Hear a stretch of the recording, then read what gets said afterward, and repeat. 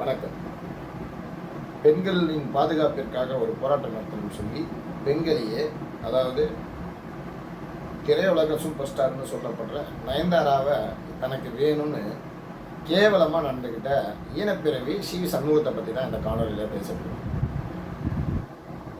அம்மையார் ஜெயலலிதாவும் ஒரு காலகட்டத்தில் சூப்பர் ஸ்டாராக இருந்தாங்க. அவரே இன்றைய காலகட்டத்தில் சூப்பர் ஸ்டாராக இருந்தால் அம்மையார் ஜெயலலிதாவையும் நீங்கள் கூப்பிட்டுருப்பீங்களா? என்னோட கேள்வி. ஏண்டா உங்களுக்கெல்லாம் வெக்கம் மானம் சூடு சுரணுன்னு ஒன்று கிடையவே கிடையாதா? நான் கேட்குறேன், தெரியாமல் தான் கேட்குறேன். உங்களுக்கெல்லாம் வெக்கம் மானம் சூடு சுரணுன்னு ஒன்று கிடையவே கிடையாதா? அதாவது தலைவர் தளபதியார் கோடான கோடி மக்களின் பாதுகாவலரும், தமிழகத்தின் நிரந்தர முதல்வரும், திராவிட முன்னேற்ற கழகத்தின் சிம்ம சொப்பனமான தந்தையார் தளபதியார் அவர்களை எதிர்க்கிறேன்னு சொல்லி எப்போ மேடை போட்டாலும் அவரை ஒருமையிலே பேசுறது, அவரை எதிர்த்துட்டா தன்னை ஒரு பெரிய புடுங்கியா காட்டிக்க முடியும்னு பகல் கனவுல வாழ்றது தான் இந்த சி.வி. சண்முகத்துடைய வேலை. அப்படி ஒரு மேடையில் தலைவரார தளபதியார தந்தையர் தளபதியார மேடை போட்டு ஒருமையில் அமையமன்னு பேசினவன் தான் இந்த சி.வி. சண்முகம். அப்பயே நான் இவனை ஃபோன் மூலயமா தொடர்பு கொண்டு, அண்ணே நீங்கள் பண்ணுறது சரி கிடையாது அப்படின்னு கண்டித்தேன்.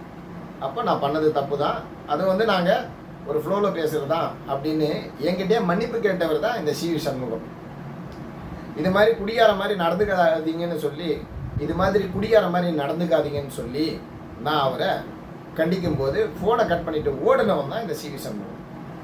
இப்போ என்ன பண்ணுறாரு, மேடை போட்டு, இவன் மேடை போட்டதுக்கான நோக்கம் வேற. கடைசியாக தளபதியாரை எதிர்க்கிறன்ற பேரில் தளபதியார் ஒரு விஷயம் சொன்னார். அவர் முன்னெடுக்கிற ஒவ்வொரு விஷயமும் மெய் சிலிர்க்க வைக்குது, புல்லரிக்குது உடம்பெல்லான்றாங்க இல்லைங்களா? அந்த மாதிரி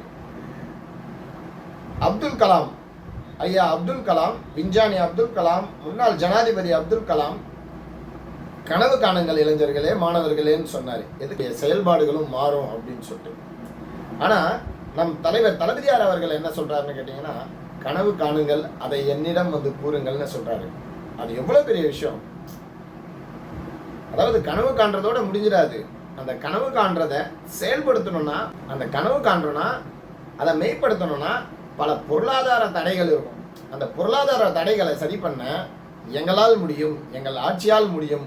உங்கள் கோரிக்கைகளை நீங்கள் எங்களிடம் வைத்தால் அந்த கோரிக்கையை நிறைவேற்றி தருவேன்னு சொல்லி தாயுள்ளம் கொண்ட தந்தையார் தளபதியார் அவர்கள் மாணவர்கள் கையிலையும் இளைஞர்கள் கையிலையும் தமிழக கோடான கோடி மக்கள் கையிலையும் முன்வைக்கிறார்.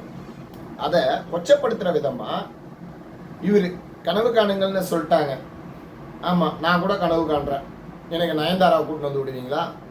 ஏண்டா பொட்டப்பயல, நயன்தாராவை கூட்டிகிட்டு வந்து கொடுக்கறதுக்கு, நீ நினைக்கிற மாதிரி ஆட்களெல்லாம் கூட்டி வந்து கொடுக்கறதுக்கு கூவத்தூரில் உங்கள் எடப்பாடி ஆட்சி அமைக்க ஏஜென்ட்டுங்களை வச்சு பொம்பளை பொறிக்க வேலையும் குடியார வேலையும் பார்த்தீங்களே.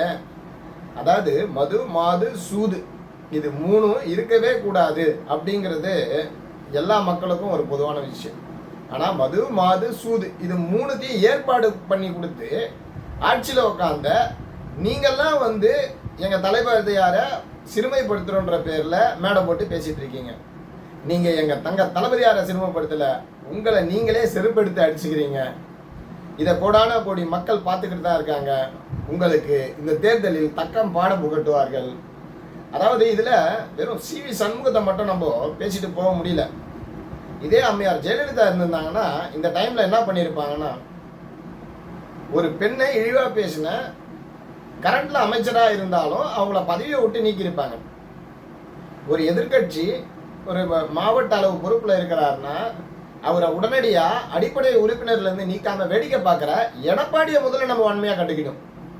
ஏன்னா இதில் எடப்பாடிக்கு உடன்பாடு இல்லைன்னா சி.வி. சண்முகத்தை ஒரு அரசியல் ஆதாயத்திற்காக, தன் சுயநலத்திற்காக ஒரு பெண்ணை இழிவாக பேசின ஒரு நபரை உள்ளுக்குள்ளார வச்சிருக்காருன்னா அதுக்கான காரணம் என்னவா இருக்கும்? இதில் சி.வி. சண்முகம் நேத்தே மன்னிப்பு கேட்டிருக்காரு. அதாவது இன்னைக்கு அவங்க இருக்கிற கூட்டமைப்பு அந்த மாதிரி சாவர்கர் பரம்பரையில் இருக்காங்க. சாவர்கர் பரம்பரை எப்பயுமே மன்னிப்பு கேட்பதும் காலை நக்கி பிழைப்பதும் வழக்கம். அந்த சாவர்கர் பரம்பரை கூட கூட்டணியில் இருக்கிறதுனால மன்னிப்பு கேட்குறாரு. ஏண்டா நீங்கள் தேவைன்னா அசிங்கமாக பேசுவீங்க, தேவைன்னா அவதூறாக பேசுவீங்க, அப்புறம் மன்னிப்பு கேட்டால் எல்லாம் சரியாக போயிடும்னு ஒரு நினைப்பா அவங்களுக்கெல்லாம். சட்டத்தை காப்பாற்ற வேண்டிய சட்டத்துறை அமைச்சராக இருந்த நீங்கள் இது போல இழிவான செயல்களில் ஈடுபடுறதுன்றது மாபெரும் கண்டனத்திற்குரியது, கண்டிக்கக்கூடியது. அதாவது ஐயன் திருவள்ளுவர் ஒரு குறளில் சொல்லியிருப்பார், தீயினால் சுட்ட புண் உள்ளாரும் மாறாதே, நாவினால் சுட்ட வடு அப்படின்னு. நீங்கள் பேசுகிற ஒவ்வொரு வார்த்தையும் எந்த ஒரு சூழ்நிலையிலையும் மனசளவில் அது ஒரு வடுவாகவே இருக்குமே தவிர நீங்கிடாது. ஆகையால் இதில் வெறும் சிவி சண்முகத்தோட கடந்து போக நான் விரும்பலை. எடப்பாடி பழனிசாமியும் இந்த காணொலி மூலிமா வன்மையாக கண்டிக்கிறோம். உடனடியாக நீங்கள் மேல் நடவடிக்கை எடுக்கணுன்றது தான் எங்களை போன்ற தமிழகத்தின் இளைஞர்கள், திராவிட முன்னேற்ற கழகத்தின் தொண்டர்களின் விருப்பம்னு சொல்லி விடைபெறுகிறேன்.